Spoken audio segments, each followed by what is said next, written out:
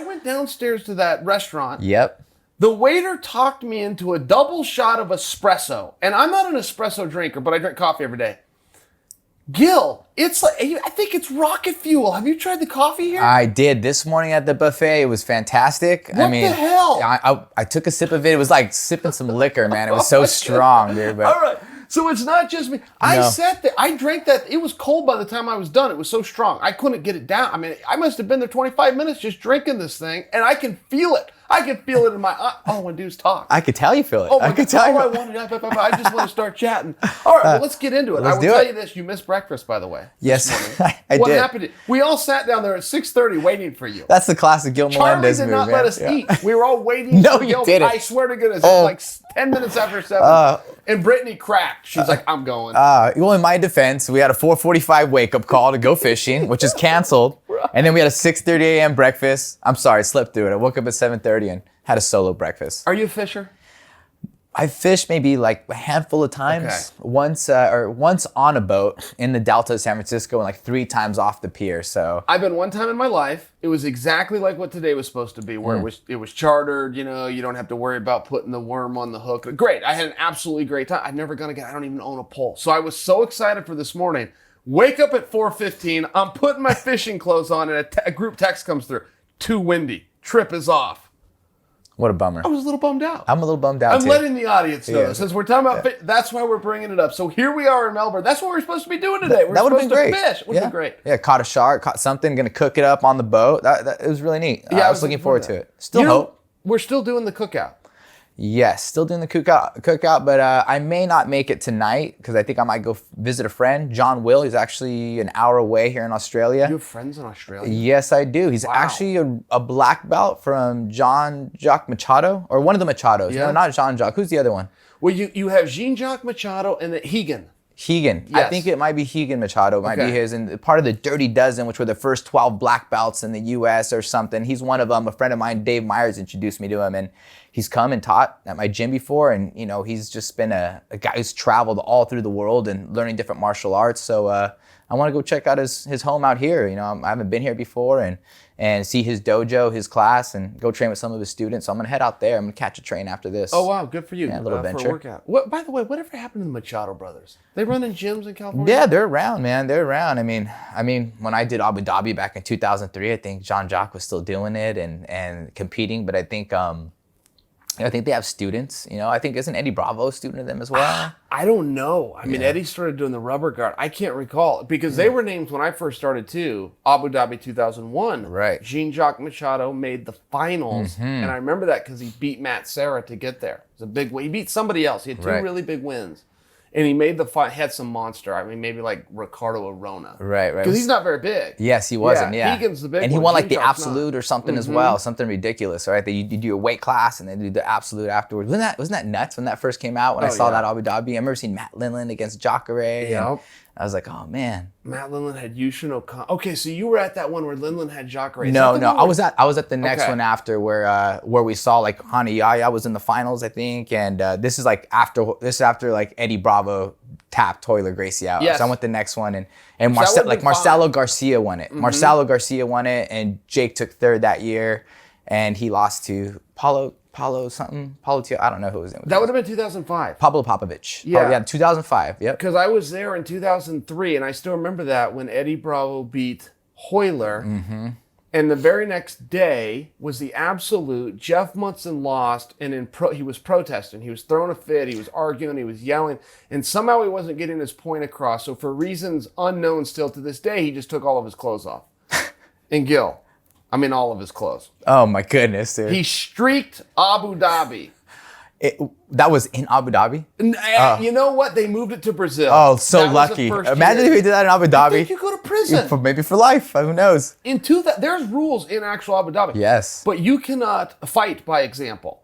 Like, let's say we're in Abu Dhabi and I come up and I punch you. I sucker punch you. Right. You go to jail too because you were in the fight. What? No, it's that sensitive. No yes, kidding. It's that sensitive. Jeff Munson and I back 2001, we were teammates and we were both at Abu Dhabi and we needed a workout and there was no workout room. So we just went outside and there was like an alley between the hotel and we were just pummeling and just trying to get a sweat going. And they came up and warned us and they said, hey, if the police come, this is how we found out. The hotel, you got to get inside. You cannot, we're just warming up. We're teammates. We're friends. No, get inside and shut the doors. Really? Yeah. And then that actually happened at Abu Dhabi. The prince's personal trainer, that you might remember the story. He's a Russian guy, but he was the personal trainer of the prince. He entered Abu Dhabi. He smacked somebody. He was a Sambo guy, and he open hand smacked him in Abu Dhabi, and they took him to jail. No kidding. Took him to jail, and then they got all of his belongings, and they deported him. Hey, man, some countries, they're different. They don't mess around. Right. They'll get you like that. But to your point, you're right. If Jeff Munson would have streaked Abu Dhabi in Abu Dhabi, he might still be. He might be there. He might still be there. Yeah. I love that, though. Abu Dhabi was great. I mean, that was like, when it used to be like just jiu-jitsu, wrestling, and that's when I was like, okay, it's the sport of grappling. Right. Just grappling. That's how we consolidate everything in one. And Mark Lehman made that cool Mark Lehman remix. Do you remember that? I think he got in trouble for that too. I'm not too sure, but I loved it. I learned so much jiu-jitsu from those guys and the X-Guard and everything. It was great for me. Did Lehman enter? I don't think he was in it. He just made these Mark Lehman remix of Abu Dhabi, and he would break down the moves. Like someone did a move and he'd replay it 8 times if it was an 8-step move, or if it was a 5-step move, it'd replay it 5 times. Now it's been years since I've seen him, but I'm pretty sure that's why he did. And when I broke it down, I was like, oh, it's pretty neat. The way he reran the moves, Lehman has such an incredible reputation, but I've never seen him compete. I don't know if he did. I did. I don't know if he came through. I'm not too sure. I have all these stories I want to say, but I know we're on camera, so I'm not too sure if he was I think he was a Henner Heat-On training partner with them originally, and then kind of branched out and made his Cobra Kai in Las Vegas. But I'm not positive, but I think he did a little bit of competition. Henner's another one, speaking of. His reputation precedes him, but I've never got to see him compete. Right. I actually got to roll with Heat-On once, right? And when I roll with Heat-On, I roll with Jake Shields, Jacare, and a lot of other great guys, but I just mentioned those two and Heat-On and grappling those guys. All 3 of those guys, wow, they're definitely on another level. And I've did other black belts before and other great guys with big names and everything, but those 3 guys, they know what they're doing right there, especially when they're on top. You're like, oh, man. And there's guys like that have this incredible reputation in our sport, and it's deserved. Yes. Really killer guys will vouch for these guys, but then they just didn't want to compete for whatever reason. And I feel like Henner's one of those guys. The people that will vouch for him and say he's amazing. I'd love to see. Mark Munoz is one. Yeah, Dave Terrell is one of our guys too. Dave Terrell, he fought in the UFC there too as well, but I feel like he still has the potential. If he wanted to come out and just get in shape and do it, that's how good he was. And I think still to this day in jiu-jitsu tournaments, he hasn't had a point scored on him. And he took 3rd in Abu Dhabi's, but he lost off of referee's decision to, that year, he lost referee's decision to Renzo Gracie. How they just kind of raise your hand if there's no points, and then he did a jumping leg lock to Ricardo Alameda. So he's another guy. Terrell fought for the world title, didn't he? He did. Evan Tanner, yeah, he did, and it just didn't go his way. Just didn't work out for him. But he knocked out Linlin, and that's right. Remember he knocked him out real quick. And he's just some guys just don't want to compete. They don't want to do it. Yeah, no, some guys don't. So okay. I lost my train of thought there for a little bit, but here's what I want to ask you. Speaking of competing, did you see the last UFC, Jose Aldo? Yes, I did see that fight. He went into that. I didn't like the narrative around it, I guess is what I'm trying to say, Gil. Sure. I did not like the narrative. There was people saying, he's not what he used to be or he's washed up. I'm looking going, Jose Aldo is a top 10 pound for pound fighter right now. He used to be maybe the top. Yeah. He's top 10 right now. Yeah. The only guys that have got over on him are Max, who's getting over on everybody. Look at all of Jose's last, Conor beats him. But that was it. Look at all the hard fights that he's having in between. He's fighting with the Eddie Alvarez, Jeremy Stevens. He'd be Jeremy Stevens.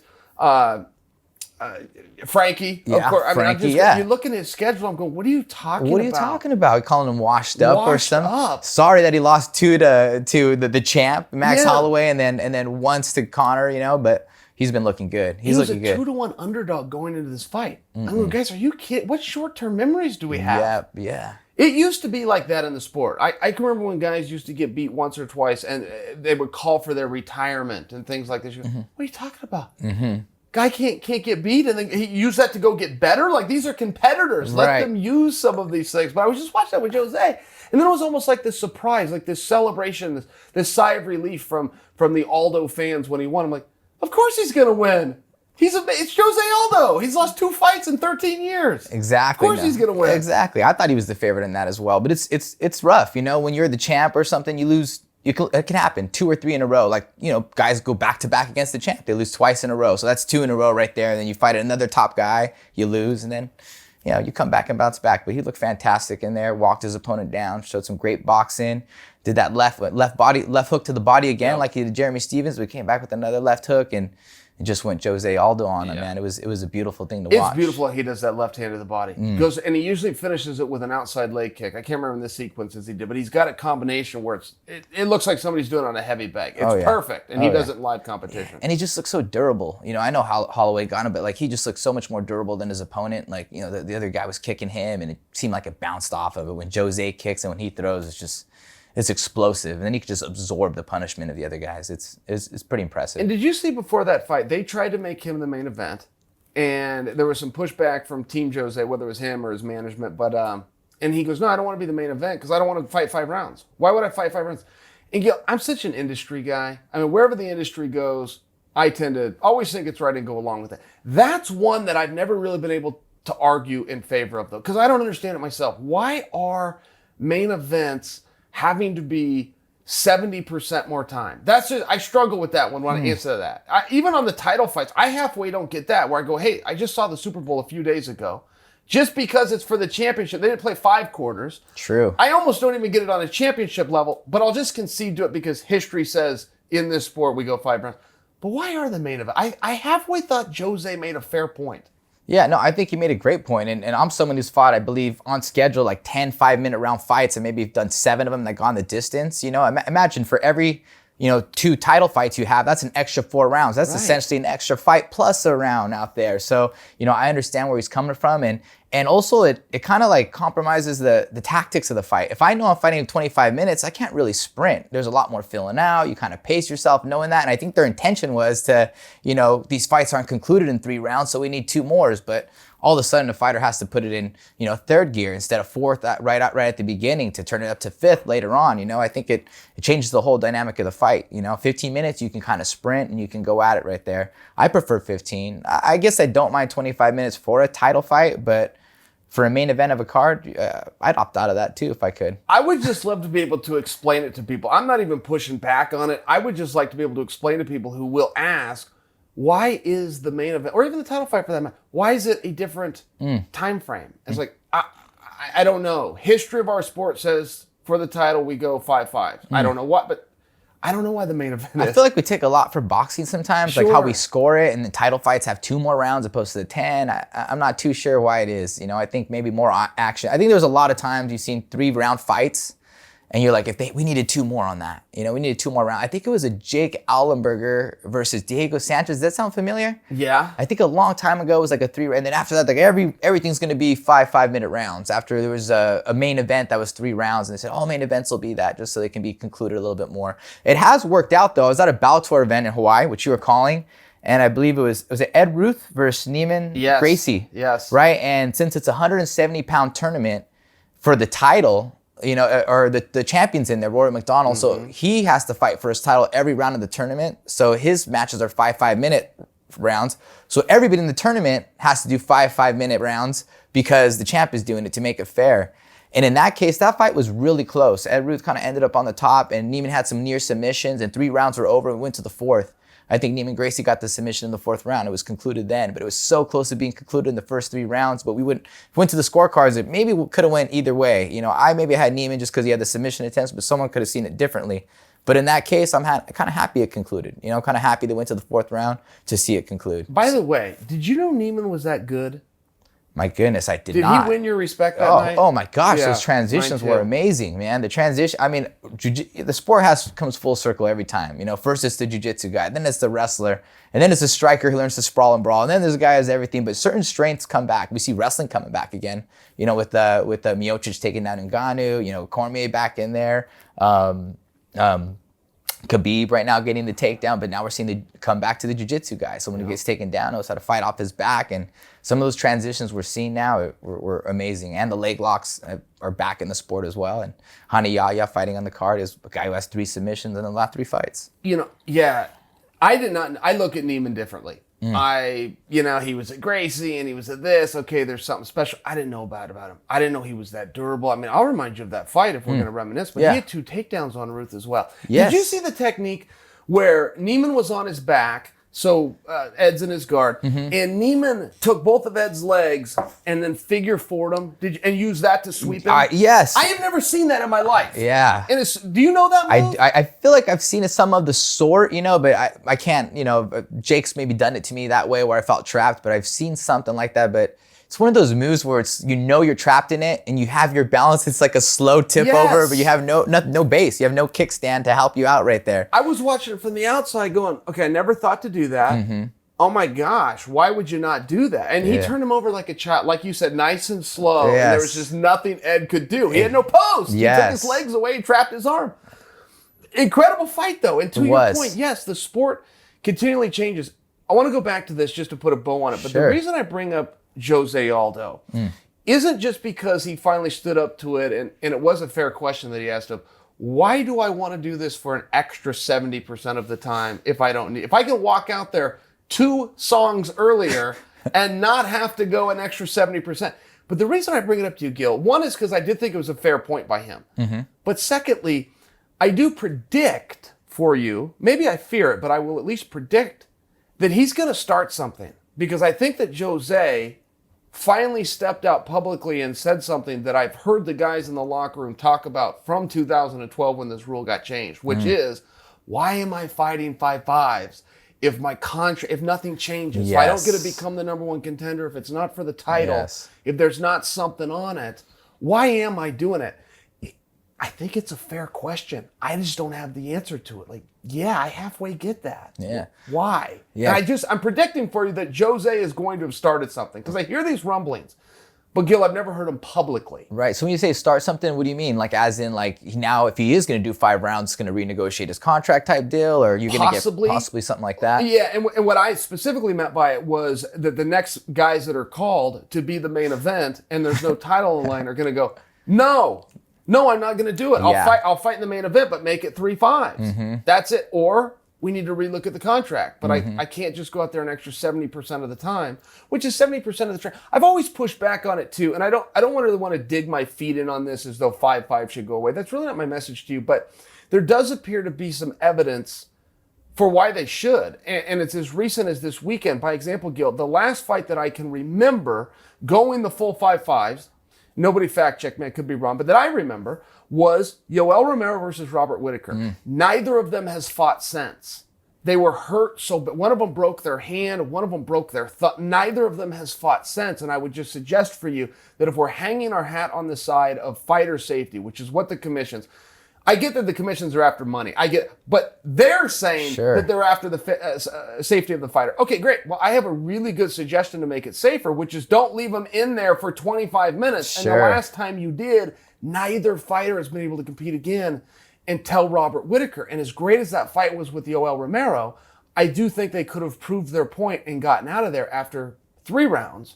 And both of them probably could have gone back to work. I just think there's a dialogue. Again, I'm not being a real advocate and digging my heels in. I just think that Jose may have started a very fair conversation, which is, what's in it for me? Yes. Why am I doing this? And if we want to sit down and it's a numbers thing, because I got to work harder tonight, but I'm probably not going to be able to go back to work quite as quick. Yes. I would even predict for you without knowing, but I will predict that Korean Zombie versus Yarir, you'll recall that remember that elbow was stopped 1 second prior to 5-5. So let's call it 5-5s. I'll predict neither one of them goes back to work for a period of time. And I think we could have solved that problem by taking them out in a more reasonable period, which was 3-5s. I agree. And I'm not a scientist or nothing, but I'm sure there's some sort of science or data behind those last 2 rounds, causing extra damage or unnecessary damage taken right there. Or at that 15-minute marker, your body starts giving out a little bit more. So I agree. And Jose Aldo, a man who's fought numerous 5-5-minute round fights, I can understand why he's like, forget it.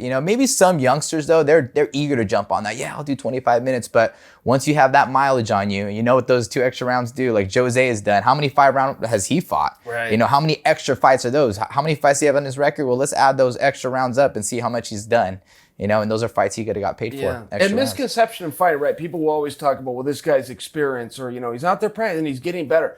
The dirty secret, and you know it and I know it, you leave a piece of yourself in the ring each time you go in there. You don't actually get tougher and better. You leave a little bit of it. You've only got so many miles on the car, and if you use those bullets up, the chamber's empty. Yep. That's the dirty secret. It's the truth. That's right. You don't come back strong. I had a great hard fight, and now I'm better for it. Nah, that's a nice thing to say, but I'm not. I'm worse for it. Exactly. That's the truth. Yep. And that's what your career is, and you're just firing however many bullets you happen to have.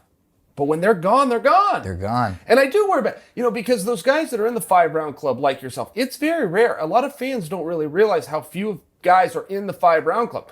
A lot of fighters scheduled for 5 rounds, not very many of them make it. Name meaningful fighters. I mean, I could go through some off the top of my head where people go, you got to be kidding me. Vitor Belfort, just by example, a very meaningful, a skier, a world champion, a future Hall of Famer, just by example, a name that people will recognize. He's not actually in the 5-round club. He's never done it. Okay. But there's a lot of guys like that. It's a very rare and unique group. And I have often questioned why. And Gil, when I speak about this, and again, I didn't mean to make this a piece on this. I'm not an advocate against it, but it's relevant because Jose just went through it. Sure. But when I bring this up, I will get pushback from fans going, hey, what are you talking about? 5 rounds is perfect. And I always push back on them to go, no. If you want to tell me it needs to be 7 rounds, I'll now listen to you. If you want to tell me it needs to be 4 rounds, I'll listen. Don't tell me 5 rounds is perfect. 5 rounds was an abstract number picked the night that, you may recall this, Ken Shamrock versus Royce Gracie, and this is when there was no rules and no time limits. And the guy that's filming it is going, hey, I got to wrap this thing at some point. We only got a TV by here. So at 30 minutes in, he just stops the fight. He yells to Big John, at 30 minutes, we're stopping. It's been 28. Let the guys know. And Big John's, hey, guys, you get 2 more minutes. So that's where they kind of go, okay, that's the right frame. Let's do 5 fives with a minute rest. It's about a half hour. So if you're a fan and you're pushing back on what I'm saying, don't just tell me 5 rounds is perfect. If you want to tell me we should do more, okay, I'll listen to you. I'll disagree with you, but I'll listen to you. Sure. You want to tell me we should do less and that I'm wrong and that 3 is not the number, I'll listen to you. Don't tell me that 5 is perfect. We have done this sport, Gil. More rules have changed. We've added divisions. We've added genders. We've added weight classes. We've manipulated the unified rules. We've changed the weight cut. Every single piece of this sport we have revisited and fixed over time, except that. That one seems to just be left alone and sitting there. And it comes back to my one question. Again, I'm not on a crusade here. Right. But I think I ask a fair question to go, why is that the one thing we've never revisited? As the athletes we got away from the tournament format. Not because tournaments weren't great and fans loved 3 fights in one night, because the athletes got so good they could not give you 3 fights in one night. Why have we not relooked at the structure of the time of the sport? I think I'm bringing up a fair question. And I think that perhaps it isn't my question. I think it's perhaps Jose who gets credit for this. Yes. But I am going to predict for you that he's going to start something there. Oh, yeah. And I think they are going to have to relook at that or redo a guy's contract. Yep. I just don't think that you can take a guy under contract and go, okay, you're giving me 70% more. I don't think. No, I agree perfectly. What is going to happen, speaking of Robert Whittaker, with Kelvin Gastelum? Oh, this is going to be a tough one. This is very tough. I think Whittaker is probably the favorite. I think he's, I just did that breakdown with him, and I see him as an elusive fighter. He's very smart. He's calculated, really good movement. We've seen him beat Yoel Romero. I think he's going to have to try to chop down Kelvin, try to chop him down and then longer combinations later and try to win on points. If an organic knockout happens or an organic big shot happens, play in the pocket a little bit more, but he can't get greedy with Kelvin because Kelvin is just, there's something about that guy. He knows how to fight. He's definitely a boxer, wrestler. He knows how to fight. Like he thrives in the pocket, and I'm not saying he's in better shape at people, but he knows how to manage his energy in that chaos more than others, and I think against Jacare, he made Jacare stand toe to toe with them and they were banging it out, but I can see Jacare was exerting more energy and the composure of Kelvin in the pocket is great. And if he can get you swinging, he can stay composed, eat a punch, take a punch like no other, and come back, and pull back and counter you like he did to Michael Bisping. So I'm really interested. I think there's going to be a moment where Whittaker's not going to be moving. He's going to have to stay and hold his ground a little bit. And we're going to see some exchanges in the pocket and see how Kelvin can take his power and see how Robert Whittaker does in the pocket right there. But I'm leaning towards Whittaker. I really am leaning towards Whittaker. I think it's it's a safer bet. But again, you can't count Kelvin off. Yeah, I think that's very fair. I mean, I'm biased in this when I'm with Kelvin, but I think that's a really fair assessment. I mean, if put martial arts in the belt system of traditional Gilbert, I would not put Kelvin is a black belt. I don't think he's as polished. I would definitely put Whitaker as a black belt. However, with Kelvin, he's got that grit. He can make up the hump. I mean, in every possible thing. He's a guy that could go into a grappling competition as a purple belt and beat black belts. He could go into to boxing rules with no previous boxing experience and start knocking guys out. And he's been in there with so many world champions. I mean, Vitor again comes to mind. Chris Weidman comes to mind. Jacare, who wasn't a world champion but should have been, I think we can agree, comes to mind. I feel like I could go through the list. And he beats it. Michael Bisping, who you mentioned, Woodley. He's beaten all of these. Woodley is the single worst performance I've ever seen Kelvin have, and one judge thought he won it. Yep. By the way, that was a split decision, to remind you. He was in the hospital the day before. You recall that fight? That's where he missed weight by 7 pounds. Oh, yes, I do remember that. But Woodley wasn't upset with him because he'd gone to the hospital and they IV'd him, and Woodley didn't even take his money. Woodley goes, dude, take your money. I know what it's like to be a young guy. But one judge thought he beat T. Wood. Mm-hmm. That's the worst I've ever seen him look. Tremendous compliment. And Tyron's another one. Tyron would be a black belt fighter. Tyron's as polished as you get, but Kelvin's got that great. Johnny Hendricks, he stopped Johnny Hendricks. Who would have seen that? This guy's beaten more world champions and not become one himself of anybody that I could think of off the top of my head. And if I was to look at his career on a curve like in school where you throw out the top score and you throw out the bottom one, I have to throw out the Weidman fight. Weidman ran through him. I've never seen, no one's ever ran through him. Weidman hurt him on his feet, out wrestled him, out positioned him. If I throw that one out, I don't know that he's had a bad night in there. One judge thought he beat T. Wood. Sure. And this was coming out of the hospital. Sure. I mean, that's a remarkable talent for a kid that was 5th in the Arizona State Wrestling Tournament at 18 years old. That's all he's got. He knows how to fight. He knows how, and I'll go back. I saw the Weidman fight, and yes, that he did lose. He got some, but he had some great moments there too. I really feel like it was like even in his bad fights, he had some good moments. So I maybe respectfully disagree even on that one. He got taken down but he put Weidman on his butt at the end of the round too, and he had some really good moments in there. And he's always winning the striking battle, in my opinion. You know, like he knows how to win that striking battle when it gets in the chaos right there. But he's had problems with that takedown against Weidman, but I think it's going to be a great matchup. I just hope he can get some toe-to-toe action. Yeah. You know, there's a problem that athletes have, I'm sure you can relate, but if we overthink things, there's something called paralysis by analysis, where if we sit and focus too much on, we just freeze up. He doesn't have that ability. He does not know anything that we're talking about that, well, Whitaker's more polished. He won't even know what that term means. You got a black belt, I got a purple belt. He won't even know what that means. There's something to that naiveness that is the real charm when it's time to actually walk out there in front of the people. I mean, same thing with Jacare. Everybody wants Jacare to win. He did that fight in Brazil. Whole arena wants Jacare, their hero, to win. They want to see Kelvin. He doesn't know a damn thing about it. He doesn't hear the cheers. He just doesn't know anything about it. This is not the way his mind processes, and it's what allows him to go out and compete at such a high level. Yep. I guess I want to offer that because I do understand that he should, in many ways, lose this fight. He's likely to win this fight in many ways, though, too. Exactly. He is very possible to get out of there early, to not even go all 5 rounds. I mean, he just has that ability. He went out there and boxed with Vitor, one of the scariest boxers MMA's ever seen. Knocked him out. Dropped him 2 or 3 times before he put him out. Like, Kelvin, do you not watch tape? You don't box with Vitor Belfort. Everybody knows you don't box with Vitor Belfort. Everybody but Kelvin. Yeah, it's really He did not know that. Nobody told him. Yeah.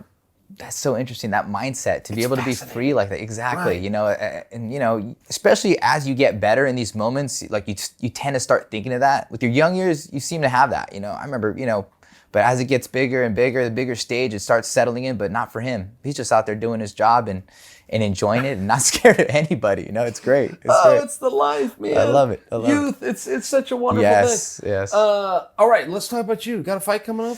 I have nothing in the books, but I've been silently working really hard. And you look in shape, by the way. Thank you. I've been working hard under the radar, you know, letting my body heal up, waiting for the right time to strike. And I'm looking to bounce back. I'm looking to get back in there. 2019. Yes, that's right. Before summertime. Yeah, the year of the Gill. Oh, really? Before summer? I would like to. Yes, I'd like to. I'm looking to maybe get something in the works. Maybe when I get back home, start talking to the bosses out there and try to put something in.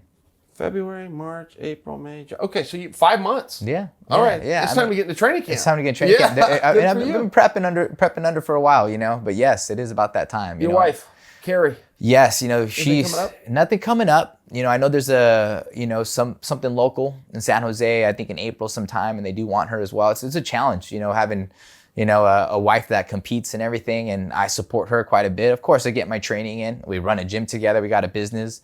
But I know she did 2 fights last year, and she kind of pushed pretty hard. And I think she's going to wait till after I fight, and it's tough to both do it. So she's going to support me. We have to support each other. It'd be tough to fight, within the same week or the same month of each other or something like that. So we always have to balance that out and talk it over and go back and forth and see what's best. So I think I'm going to fight first and then make her knock a couple out at the end of the year. And Bellator, have they called and offered her fights, or when she's ready, does she call them? What's the attitude? We got a great relationship with Scott Coker. Even before I knew Carrie, she was fighting for Scott Coker in the kickboxing, and she was a champ for him. So he's always been a fan of her and always supported her. So I got a great relationship with him, and they're always reaching out. They love her to fight in the hometown, and we like to be hometown as well. It's great sleeping in your own bed, only an hour away from San Jose. It's cheap to fly people out. All your corners and travel becomes expensive. So yeah, usually they like her, to fight at home. That's our house right there, the HP SAP Center, whatever it is now. Yeah, they yell for us out there, and as well as her. So it's always fun fighting out there. And I think that April show would be in San Jose, so they like her to fight there. But they're open to let her fight wherever, and they do the kickboxing too. And you've been out there, you cornered in, or is it Italy, or they've had the fights out there. So don't give me a reason to go out there. So I might, kick butt in my fight and book her in some kickboxing fight out there, and just to travel a little bit. Have you been in the arena when they have converted it from the cage to the ring? No, I haven't seen that. Oh, you don't know how they do this? No, how's it go? Gil, this should be the highlight of the show. I mean, they should have B-rolls and packages. It's the most amazing thing. So all they do, from a structural engineer standpoint, here's what happens. You walk in, there's the ring. The cage is overhead, like Hell in the Cell. Vince McMahon to promote the hell it is. And when it's time, they start like a light show, and there's music, and it just like slowly comes down. And it just happens to fit. So it lowers down, and they just go bolt the things really. It's 5 minutes, and you go from a ring to a cage, or vice versa. Oh, that's sick. It's incredible. So the ring becomes the cage? Yes. So the ring is that big, huh? The ring is that big. They take the ropes down, and there's just like these metal posts that are already built, and it lowers perfectly. It lowers right onto it. They put the bolts in. Oh, that's so cool. There's the door. It's like the best part of the whole show, and I feel that Bellator doesn't know how cool the reconstruction to go from MMA to kickboxing or vice versa. You got to see it. If you ever go, make sure you're in the arena when they actually make the conversion. 5 minutes. Right. 5 minutes and you're I'd love to see that. I've been there where they have side by side the cage and the ring, and that's just neat to see, as a spectator, just there's a cage and a ring right here. I'm seeing some kickboxing fights, and then let's take a break, do some MMA, and some of the undercards will do two at the same time. I thought that was a neat experience, but if I can see them do the kickboxing, you'd love it. Oh, that'd be nuts. I'd go crazy for that. I would go crazy for it. Random thought there, but it is amazing. Oh yeah. Refocus on this card. Anderson Silva is taking on Adesanya. Anderson got a shot.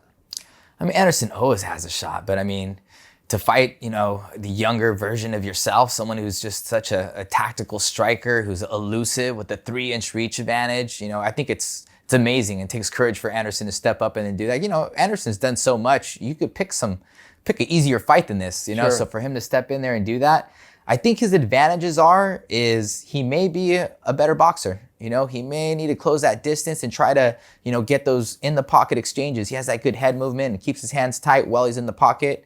Also, maybe he tries to pull guard. Maybe he tries to do a little bit of submission out there. But it may be a big challenge if he tries to strike with this young striker, but he can pull it off. There's always the chance out there, but it's going to be a tough task ahead of him, especially with Adesanya. Do you know how pissed off this crowd is going to be if Anderson Silva comes out and pulls guard?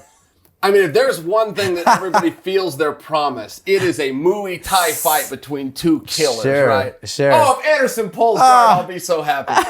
I'll be so happy just because the arena will be so mad. Yeah. I will take an evil pleasure in that. Oh, my goodness. I don't think that's going to happen. You No. just blew my mind. If he comes out and pulls guard, oh my God, you're going to have 40,000 pissed off Aussies. Right. That's great. But if you think about it, like, I mean, you put your ego aside, you think about, okay, where are my strengths at? I don't know if this kid could handle a guard. He's really good at sprawling and brawling, shows some athleticism and good striking, but maybe I do close that distance and try to box him a little. And if I'm in there, I jump guard and try to put some weight on his arms and try to be a little more tactical. I do see him most likely trying to strike with the striker. And this is the first time Adesanya has fought like a pure striker. I mean, he's fought Brad Tavares, who's a good striker, but he's an MMA guy. But Anderson Silva is, a straight striker. So striker versus striker. And it's different than kickboxing. So, it's always tricky to see how they'll approach it, But I wonder if Anderson's going to respect him as well. Is he going to lean back and taunt him with his hands down? Right. Is he going to play that kind of game? I hope he does. Yeah, he may do it, and that might be a bad idea against the long 80-inch reach of someone like Adesanya and his long legs. But he's so creative. I've seen people switch from conventional to southpaw, but not as much as him. And with his long stance and his feints are incredible. Now you're talking Adesanya. Adesanya. Now I'm talking about Adesanya. Now I'm jumping back and forth. But yeah, I mean, he's so creative out there, and I'd love to jump in his mind one of these days. But it's a great matchup. We'll see. I hope Anderson comes out and puts on a great show too. Adesanya is very likely to be the face. At least the top 3 face of the company for the next half a decade. I mean, he's a star. He's got star written all over him. I think so. I mean, I've seen his followers. He's over 500,000 already, I believe, and he has a cool little gimmick, and I think he's a younger guy. He does some cool dances afterwards. I think it's related to some, animation video games, and he definitely has, a huge culture, not just MMA. He's into a bunch of other things, and I do see him. He's excellent. He seems to get it. I mean, when they give him a microphone, he's ready to talk. Yes. When they give him a mouthpiece, he's ready to fight. I mean, he seems to get it. Yes. He's got a little bit of a chip on his shoulder that he doesn't think he needs to cover up for the world. He exposes it to the world. There seems to be a realness. I think I'm a bit of a fan, but that's why I feel like he's letting us in on the journey, that it's a real guy. There's no fakeness. That's what I feel, at least. He makes me believe it. Absolutely. And I think there's people, who are trying to be more outspoken but aren't as authentic, because everyone knows now, hey, you have to be outspoken. It's not just the fight business, it's their entertainment business, and some people don't know that, but some people are trying to copy someone else. But the main thing is you have to, be authentic at the same time. And that's what he's doing. He knows he has a plan, but it's still himself, and I think some people are trying to be outspoken, but they're just not themselves, and it doesn't work out. So I think he is something special. I'm on board too. I'm looking forward to this matchup. And I fully agree with you that it's an uphill battle for Anderson, and he should get a lot of credit for showing the courage to go do it. I do think there's another side of the coin, though, which is just look, Gil, as you know, it is so hard to fight somebody in a way they don't want to fight. If you want to wrestle, but he doesn't want to wrestle you, it's very hard to wrestle him. And if you want to strike, but he doesn't want to strike with you, it's very hard to strike with him. Nobody has ever wanted to strike with Anderson. They're all trying to avoid it. So as hard as it still makes for him to go out and force his game on somebody that's not playing along, he still knocks guys out. He still finds a way to do it. It just would seem to me, without asking Anderson, but it would seem to me as an outsider looking at it, that Anderson probably looks at this fight and goes, wait a minute, for the first time in my career, you're going to give me a guy who's guaranteed to fight the way I like to fight. Yes. Now, the fans can step in and tease him and go, oh, well, you're wrong and you're not as good. They can go do all that. I'm just saying, Anderson, for his mindset as to why did he agree to this and go, yeah, I'll be there, no problem. Send me a plane ticket. I think that's what it is. I think for the first time in his career, he goes, okay, you're guaranteeing me, essentially, this guy's not going to try to wrestle me? Tell me when. Yeah. And there's something about that compels me to watch and think, there could be something special going to happen. That's a great point. I mean, imagine his striking with the freedom of not worrying to be taken down. For the first time ever. For the first time ever. Like there's something you have to keep your hands down. You're always aware of the takedown. I mean, you've seen so many great strikers not be able to, make the transition to MMA because they get taken down every time. So they have to, but if they didn't have some of these great strikers that are not in MMA, if they can do that without worrying about getting taken down, it'd be a different story. And you're right, this is what we're going to see. And Anderson's so tactical. You know, I'm not counting him out. I'm just, the odds are against him, but he's so tactical. He's so smart and a striker versus striker. Hopefully we get that. Hopefully we get it. He's going to pull guard. Oh, my gosh. Hey, man. That would be something. That would be really something. I will tell you, one of the most fun times I had in all of 2018 watching a fight, I was live at T-Mobile when Derek Lewis and Ngannou fought, and 17,000 fans booed for 15 straight minutes. I took such an evil pleasure in that. Oh, Gil, I thought it was wonderful. They were so mad. They were so upset. They were booing. I was like, this is great. This is great. This is just great. I enjoyed it a little bit as well. Yeah. I was still at the edge of my seat for some reason at some times. Anything can happen. Yeah, anything. Speaking of Ngannou, you see he's going to fight Cain? My goodness, I'm so excited for that fight. That's a huge one. I feel like this is the same fight, and Cain being a little bit more skilled, but the same fight at least that he has been fighting all of year. I'm talking about Ngannou. Stipe. A very good wrestler who's a very good boxer. I think you could pass that to Curtis Blades in many ways. A very good wrestler who's got solid hands. I think Derek Lewis in some ways fits the bill. People don't know that he's a good wrestler because he doesn't use it a lot. But I feel like it is the same guy that he's been preparing for a little bit. Cain, who's got a higher output and a little bit better resume. But, I halfway respected Ngannou for continuing to go to the well. That he'd already fallen in once, known as the Stipe Miocic fight. He fell in that way, but he didn't shy away from that same style of fighter. And if you look at Curtis Blades, he's finally figured it out. Whether he caught him or not, he finally figured it out. And there was a part of me that really did respect that as well. I mean, what a hard year he had. The way they built him up, that wasn't his fault. Right. But I mean, he was built to be the next coming, thrown into a world title fight with, on paper, the greatest heavyweight to have ever done it. Stubs his toe, gets totally embarrassed, and rebounded. And that's what fighting's about. It's not about the punches and the kicks. It's about getting up and not staying down. And I think that Ngannou deserves a pat on the back. Yeah, I agree. And Ngannou's just a specimen out there, and he's definitely deadly at any moment. And you can make big jumps and big leaps when you fight someone like Miocic. I mean, you learn so much when you fight someone like Curtis Blades. He fought him twice, correct? Right? Yeah. The first time was really close, and second time he finished him there. So, I mean, yes, it's very impressive. And I feel like Cain's the favorite, of course, but I'm excited to see if he can weather the storm, because Ngannou is a storm. And if he gets his hands on you with that power, I mean, it could change things up. And I feel like Miocic was very smart and conservative and could have stayed and banged with them a little bit more, but just made sure he played very smart. I think Cain's a little bit more risky. Feels like he's going to trade with him. He'll play a little bit more in there. And that could make for an exciting matchup, That's right. And he could live by the sword, die by the sword in this game. But that's just Cain's style. He's not going to shy away and be conservative and try to outpoint this guy. He's going to try to take it to him like he does to everybody. So that's the big what if. Yes. Is Cain going to go out and just box? Yes, he is. I'll tell you right now. Oh, yeah. Yes, he is. Oh, yeah. So now the question is, can he avoid the power? And for most of his career, the answer is yes, but not all of his career. I mean, go see UFC on Fox Part 1, Junior Dos Santos versus Cain Velasquez. Yes. He does. He makes that.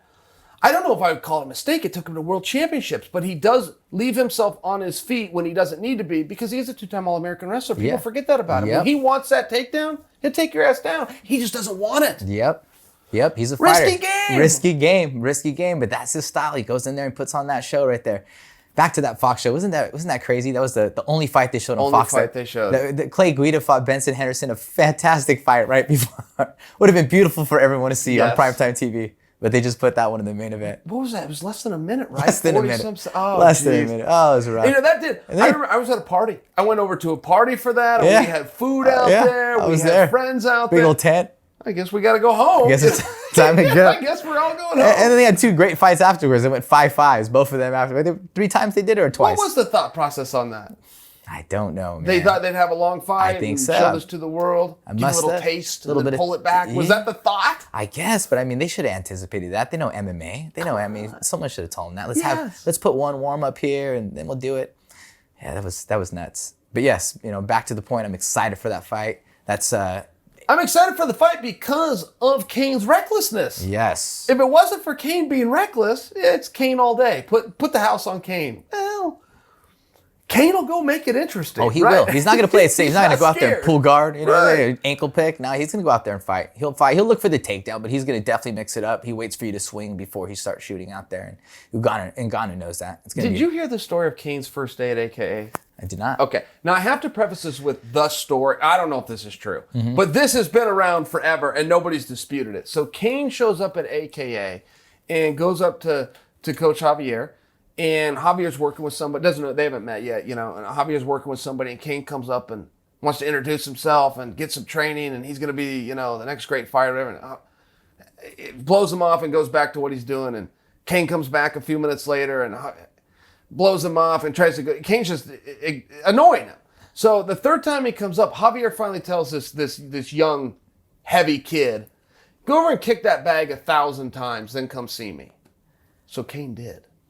This is how the story goes, and he went and kicked that bag 1, 2, 3, Gil, to 1,000. Wow. So the story goes. Wow. Took him hours, soaking, covered in sweat, came up, and Javi's like, hello, who are you? And they went from there. That's the story. Hey, doesn't surprise me. Doesn't surprise me. Yeah, it doesn't surprise me. I would believe it. I would believe it too. And those are the champs, the coachable people, Yes. the people who are soldiers, who listen. Hey, go kick. Okay, whatever you say. I'm gonna do whatever it takes to be the best. Coach said. Coach said so. I'm going. No questions asked. Let's do it. Yep. Came back, reintroduced himself, Went on to a world championship. Exactly. My buddy Cain Gracie's on that card as well. He's making his debut in the UFC. Okay. And where is that fight? It's in New York? That's in Arizona. Oh, it's Arizona. Okay. Yeah. Because who's Cain fighting? Cain is fighting, I believe, Alex Karalexis. Is that Bruce Leroy? Or that's what his name is, right? Bruce Leroy, came through the Ultimate Fighter. There you go. I think that's who he's fighting right there. She's making his debut. So shout out to him. He's been, Hickson's son, the great Rickson Gracie's son. And, he's been training. I know he did his thing in Ryzen out there. The Japanese fans loved him, but he's making this transition to the UFC. So and he's cross-training? Yeah, he's been cross-training. He's been doing everything, and he's helped me out for my camps back in the day. He's a great jiu-jitsu wizard, and has been really working his boxing and his MMA game. Nate's helping him out there right now, and that'll be his UFC debut. So keep an eye out for him. Yeah, shout out to Cain. I will keep my eye out for him. It's good to have a Gracie back, quite frankly. Oh, heck yeah. I mean, Neiman grabbed the torch and ran with it in Bellator, but it is good to see a Gracie in UFC. Who was the last one? I think it was Hodger. I think Roger Hollis. Gracie, right? Hodger was fighting, I believe, in Strikeforce. Okay. Well, he for sure had a UFC fight. Oh, he did? He fought Tim Kennedy. Oh, he did? Yes. Lost to Tim Kennedy and was cut. Oh, my goodness. But to your point, he came over on a Strikeforce contract that apparently was quite lucrative. The UFC's kind of like, I see. We got to do something about this. Are you surprised about that? I mean, if I had the last name Gracie, I'd just build the guy up, right? I mean, I would let him beat whoever he wants and just, and bring Hoist out there, bring everybody out there again and just, and not feed him the sharks right out the gate. Someone like Tim Kennedy, just let him keep on winning. Having that last name, I think, is huge for the sport. I miss it. If somebody's named Gracie, that used to be your ticket into any show. When you and I are struggling at the dog park, trying to figure out how to get attention. If your last name was Gracie, boom, you were in the show. You know what I mean? Vitor Belfort used to fight as Vitor Belfort Gracie to get in the show, and it worked. Smart man. But yeah, to your point, it is very nice to see this new generation. That's why I asked you about Cain, because we have seen a couple of Gracies come through that are still just really locked into that jiu-jitsu. Sure. I think Neiman's breaking the mold. I look forward to seeing Cain. I mean, if you say he's cross-training. Yeah, he's doing it. Yeah. He's doing it. Yeah, he's definitely stepping up right away. I think he only has 5 pro fights now. So he's jumping up, but he's working hard. And, like we said, that mental toughness goes a long way, and that belief, and that work ethic. And that kid works hard. So I'm looking forward to it too. Diaz boys, what's new? Diaz boys are great. Nate's training all the time. Too bad his fight fell through. Turned out Dustin got injured, right? Yeah, Poirier pulled out of that. Poirier pulled out of that one. So, it worked out, right? Because there's a lot of stuff going on during that time, right? Who's going to be the main event, co-main event, the ladies fighting, this and that. Turned out to be Derek Lewis and DC, right? That's right. You know what I did find interesting, though, and I think it might have been a miss by Poirier, is when that fight fell through, sort of the talk of that fight. And I thought that was incumbent on Poirier, who I thought was, getting a good opportunity to get some real attention, that Dustin deserves, quite frankly. But I thought that he really should have kept that chatter with Nate. That almost has died. That's almost, they could both be rebooked against different opponents, and I don't know that anybody would push back. Very true. Yeah, and I thought, no, hey, Dustin, this is your job. Keep this one. But I also don't know the extent of his injury. He pulled out with an injury, and I never heard what it was. Sure. I think he's back, though. I think it was I think he's ready. I think he's looking for fights as well. And, I think it was on him to keep that going. Yeah, I do, too. Yeah, and it kind of went away. But back to Nate, yeah, he's training hard. You know, Good. he's doing great. You know, his brand is huge. He's so dang famous. I mean, he's an A-lister now, man. Everyone knows where he goes. You know, everyone knows him where I go, and he's doing good. You know, I mean, he's big in the cannabis game out there and hanging out with celebrities, and doing appearances and, you know, being a real businessman out there. You know, he has his specialties and he's doing good, and he's training all the time. He lives a good lifestyle, and our boy Nick, man, he's been retired. You know, I mean, you know, I would love to see him come back, but last time I checked, he's retired. I know he could, if anyone could come back and do it and stay on track and everything, is him. And I'd love to see him one day. You know, if I think the fight is right, he'll come back out, and if the contract's right, I think he'll come back out. But you know, as of last I've heard, you know, he's hung it up. Is he in the pool though? Like if he wanted to come out, he's eligible. I believe so. Yeah, I don't think he's suspended or nothing. I don't think there's anything holding him back except just his decision whether he wants to come back or not. What about the triathlons? Is he still doing those? I don't know. You know, I really don't know. I'm not too sure. I know he's been, you know, running around and enjoying life a little bit more, and you know, and he's moved to Vegas and doing his thing. But I don't know if he's doing them. But he's, you know, I see him. He's in shape. Yeah, he's in I dang see shape. too. Yeah, He hasn't gained a pound. So I assumed he was doing the triathlons, but I think so. I think he's always running and always staying ready. You know, he's a ninja. You know, he's always ready. Hey, speaking of Nate, I was so that Bellator show when you guys were out and we were all in Hawaii together. I was sitting by Josh Thompson, and we just started talking about Nate. And I said to him, "Hey, what's you and Nate's relationship? You know, is that all good now that you guys are done?" And he goes, "You know what? He's very nice to me, but for the most part, he just doesn't acknowledge me. Like, he doesn't really say hi, but he's also not a jerk to me at all." And right after Josh tells me that, Nate comes up. We're saying it's just the two of us. Nate comes up, says hi to me. I do a quick hi, hello. Turns and walks away. And Josh looks at me and goes, "Like that." It's like that. It's like, okay, got it. It was exactly the way he described it. And then Nate came. Just like that. No pat, nothing. It's like, Josh, like, yeah, like that. That's just like that. That's cool. Hey man, I'd take that. I'd take that for Nate. I'd take that better than a middle finger and a slapping right there. I thought he was doing pretty good too. Pretty good. I thought that's pretty nice of Nate. Yeah, that's pretty nice of Nate. Heck yeah. Where do we go from here? What do we do? What do we talk about now? Man, how about my boy Shields? What's up with him? You know what? He's doing a lot of grappling lately, and he had a big win. We did a grappling match, the Fight to Win. He's been doing that, and he became the champ at the Fight to Win jiu-jitsu tournament. He went against the AKA guy, and AKA the head jiu-jitsu instructor out there. So, you know, not too big of a rivalry, but you know, we're in San Francisco, and he came all the way from New York to represent. He came down, and we're definitely in Santa Clara, an hour south. I believe the home field for AKA out there, and he went against their head jiu-jitsu coach, and they had some guys in the corner over there, and they're students, and it was fun to see Jake do his thing, and you know, we call him Lionheart because he still got it all the time and was able to win on a decision out there, but he's good. Such a force in grappling. He is. He knows position. He goes hard the whole time. Yes. Knows what he's looking for, and if he finds it, you're done. Exactly. And he's not going to get subbed. Yep. And what are you going to do? He was at Abu Dhabi this year. Anytime Jake Shields hits their grappling tournament, it's like, well, there's one of the medals right there. Yep. Gil, he entered at 218 pounds. He was fighting in the World Series tournament at 170. Simultaneously, he's in a 170-pound tournament and a 218-pound tournament. What are you doing at 218?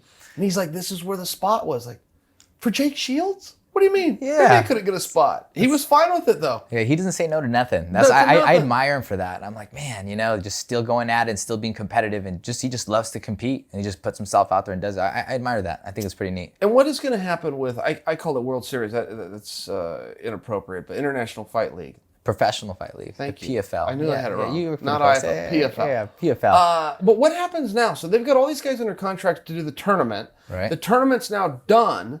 So do those guys come back next year and just try to get against each other? Or they bring in new guys? Do they stick with the tournament format? I think that's what they plan on doing. I think every year they're going to have one show a month, and it's all, you know, working their way to the tournament, you know, to win that tournament. I mean, if you did 2 weight classes per show, you know, like I think that's what they do, like highlight 2 weight classes and get some of the bracket done. And I think it took about a year to complete. I think they might stick with that format. But if you have those guys under contract, then largely next year's tournament is the same competition. I mean, maybe a couple of new faces, maybe not. Good point. I don't know if that's a good thing or a bad thing. Yeah, good As I'm point. saying it out loud, maybe that's a good thing if you're comparing it to the NBA and the NFL, which is what they're modeling. Next year, the Lakers aren't gone. Lakers are back. The Sonics are back. So maybe you do bring the same guys in, a little bit different matchup till you get to the... I don't know. Yeah, I think I it's don't fully know what I'm saying right now, but now that we've said it out loud, That might be what it is. You can't just bring in all new guys. Right. Yeah, I think you maybe, who were the top 8? Was it 16-man brackets? I think there were 16-man brackets. So you keep the top 8. You replace some. Maybe you keep the top 4 and put some new faces in there. But yeah, I think you're right. I think it'd be fun to see some of the same faces and get some of the rematches and see who pops up and wins the next year's tournament. I think it's pretty cool. Yeah, pretty cool. No, I do too. It won me over, but it won me over a little bit slow. When I first heard about it, and there was points, and there was a system, and you advance, I got lost. Partway through, Ricky's story, my teammate was in it. We were showering one day, and he explained it to me. I go, oh, wait a minute, this is really simple. You get a knockout, you get this, but this is really simple. For some reason, when I was told about the points, I thought it was more sophisticated. I liked their product when it was done. And now they got that Kayla Harrison. That's right. Something to watch. I don't know what she's going to become or where she's going to go, but there's something there. And, and then Chris Cyborg, don't forget, is essentially a free agent. Very true. Yeah, now I don't think they're going to get her, but I would think if anybody's going to make a play for her, it would have to be them because of Harrison. Oh, yeah. And they also saw Ray Cooper. Ray Cooper was in there, yeah. and I know he took second place. I can't believe it, but I mean, I think there was some... I thought he was going to win it. I thought he was too. Yeah. There were some cool stars born. And Vinny I don't remember his last name. Magalhães. It's a hard one. Yeah, he's great Very hard too. one. He took second place as well out there. Tournament. He had a great tournament Finished as well. everybody to get there. So there's some people I want to see back out there, but I would love to see Cyborg versus that lady. And what's her name? Kayla Harrison. Kayla Harrison. She's a judo gold medalist as well. I want to say 2-time. Wow. And the reason she really got her run, judo's never really had a level of success in MMA. There's never been a champion or even a contender that was judo, except for Ronda Rousey. Sure. So when Ronda's star really took off, and she was doing this off of a bronze medal, there was just an expectation and an opportunity given to Kayla, who thus far is undefeated. But at the same time, eventually you're going to need an opponent. Sure. And, when you are talking women's fighting, there is no name bigger than Cyborg. That would be a huge move for PFL. Including Amanda. Quite frankly, Cyborg is still the biggest name. Yeah, sure. Excellent. Yeah, no, totally. I would love to see that matchup. If they can make that happen, that'd be a big move for PFL. I think so too. Move. I'd be intrigued for that. Yeah, and I don't really know what else. I don't really know where else she would go. If Cyborg's available, I think you at least need to talk to her. Where that goes, I don't know. But I mean, I think maybe she's in a good position. Yeah, I think she is. I don't know. Maybe Bellator 145s. There's Julia Budd, I think, is a champion there too. Yeah. I mean, there's some options for her. I mean, Cyborg, it would have been way better if she won that fight, against Amanda Nunes. But yeah, she's free agent. We'll see what happens. Amanda's mean. Ooh, that was great. Oh, it was great. She's just a mean. In terms of fight. You ever met her outside of? I haven't. I met her one time. Couldn't have been nicer. Oh, wow. So when I say I offer you that because I just called her mean. I'm talking in the complimentary term. As fighters like to be called mean and nasty, and those are compliments to us. But right. boy, when they say go, when that referee looks at her and says, "Are you ready?" and she says yes, Gil, she means it. I mean, if anybody means it, it's Amanda. All right. What about that pace? That first minute pace. Is there another fighter that goes that hard? She goes at it. She really goes at it. And there's some that fight. Like I don't know if I was cheering for anyone or just or I seen Cyborg. I was excited for the fight, but I was so happy for Amanda Nunes for some reason when she won. She was like genuinely happy, and it was a really cool moment for women's MMA, for just the sport of MMA, just to see something like that happen and beat the unbeatable person and knock her out. It was a cool moment. It was a really cool MMA moment. Do you have a prediction on Cejudo versus Dillashaw? Does that happen again, and does it happen at 35 or 25? Good question. If it happens again, most likely, if the guy wins, he's most likely going to win a second time, know. I know TJ says 125s didn't bother him, but, I think you can get more fragile. I mean, TJ was a shredded, solid 135 pounder. I don't know how you drop a weight class without losing muscle. When you lose a little bit of muscle, you kind of lose your balance. There's a lot of things that kind of go with that, and it wasn't like he lost fat. I'd prefer to see them at 135s, I'd prefer to see that fight. I think that would give TJ, a different mindset, okay, I got my muscle back on. This is where I want to be, at least from my perspective, if I was him. And I'd like to see it at 135. I think it'd be more interesting. At 25s, it could happen again. I think TJ says he wants that to happen. I don't know if it will. What do you think about that? Yeah, well, it's interesting. I mean, the sport changes so fast, and all of a sudden you got, Marlon just wins over the weekend and a little harder to ignore. He was easier to ignore a week ago than coming out over Sun Tzu like that. So I guess I would say this.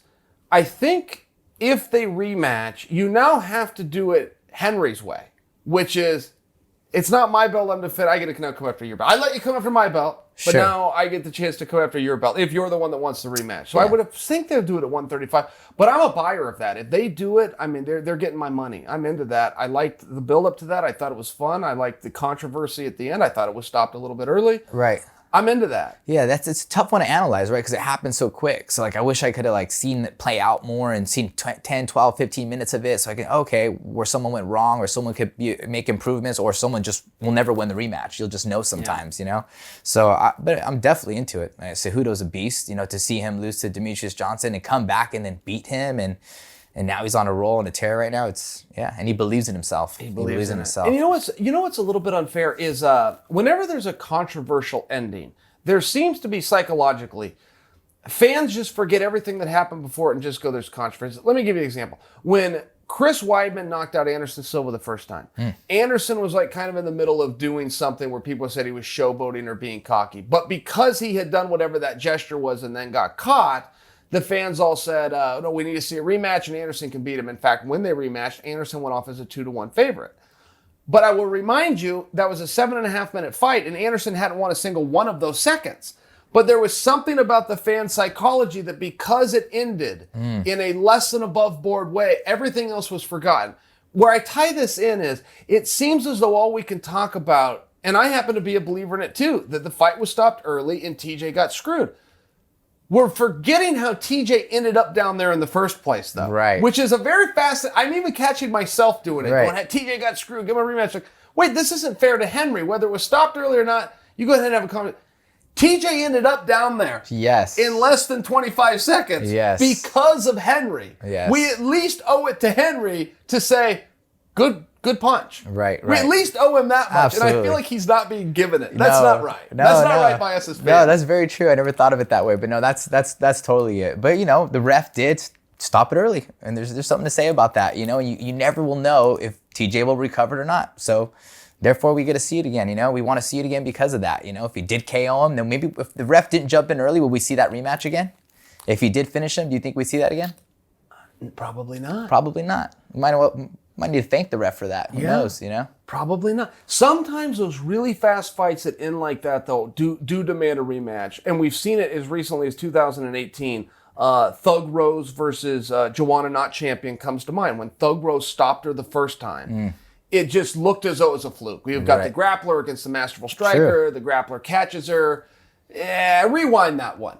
And so sometimes there's like a calling for that. But so I don't know. And then we're even seeing it more recently with Amanda versus Cyborg, where, it was so fast by Amanda that they went to Dana and said, hey, do you want to do the rematch? And he's going, well, yeah, I think we do really good business there. But guys, this was very decisive. What is it we're arguing about? Sure. And that's a fair point too. So sometimes when they're really quick like that, but I think I really like this new champ thing. I just like that guys are being given the opportunity. The true competitors that want to go out and amass as many belts as they can, if they got the skills to do it.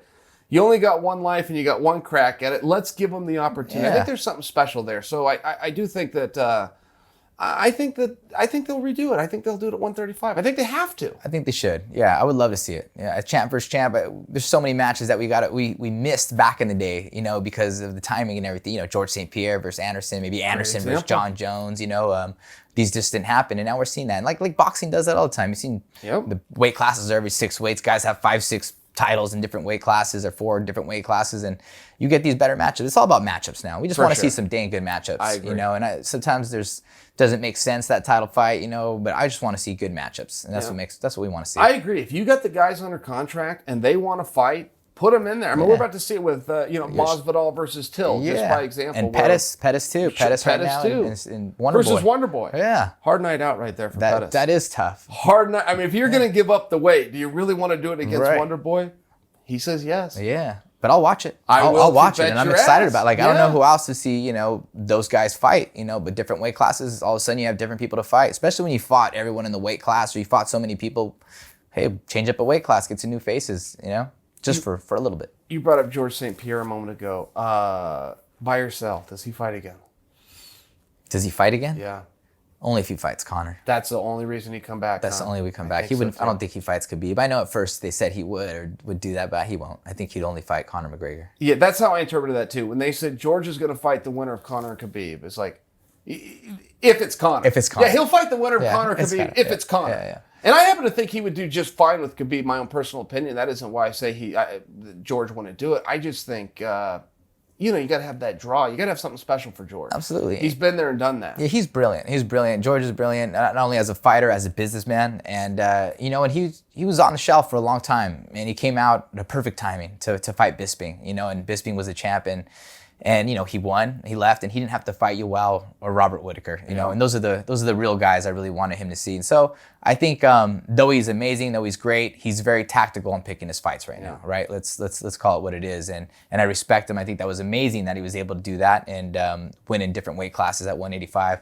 But I'd be more impressed if he defended it against someone like Yoel and Whittaker. So he's great, but he's picking fights right now. And so many people were mad at him for coming in, grabbing the strap against Bisping and walking away. They thought that was unsportsmanlike. And I'm going, I'm seeing something different here. He could have held that belt for close to a year, gotten the media, gotten the sponsors. Let's talk about this fight. Oh, I hurt my shoulder. I mean, he could have strung that out like most guys would have done. He held that belt for 9 days, just to remind you, and gave it back and said, hey, I'm not defending it. Get on with it. I thought that was the honorable thing to do. Nobody else would have done that. Yeah. Everyone else would have drawn that out as long as they could. Hey, that's a great point. Yeah. I never thought of that. That's George a really was good point. cool about that. He was cool about that. And got a bad rap for it. Right. I thought that was unfair. Yeah, fans didn't really, they thought it was the return of George St. Pierre. They thought GSP was going to win and defend the title over and over and be back, but we knew that I think he was going to fight the one fight, win, and leave. And should. And he should, right? And he should. There's nothing wrong with that, But you're right. He could have dragged that along. He could have maybe booked a fight, pulled out, got injured. He could have just kept his name in there. Played the game. Yeah, I think many people would have done that. 9 days he gave it back and said, get on with it. Right. I thought he deserved credit. I thought that his name I thought that some people missed the message there. Mm-hmm. At any rate, I'm looking at the clock. You got a train to catch. You got any final thoughts? No final thoughts right now. Had a great time hanging out with you, brother. Are you sure? I feel like you have a final thought. You got something? I don't got you got nothing some scoop? I try. I feel like you're on the verge of should I give him what I have or should I not? I think I'm going to hold it. I'm going to hold it for for something else. I'll send you a text. You'll tell me when you're ready. I appreciate you, Gil. Thank you for being here. We're going to have a fun week. Even without the fishing, we're going to have a fun week. And for the rest of you, we've had it with you all. Until Friday, when we'll be back. Same Chael Sonnen time, same Chael Sonnen channel. And for that, you're welcome.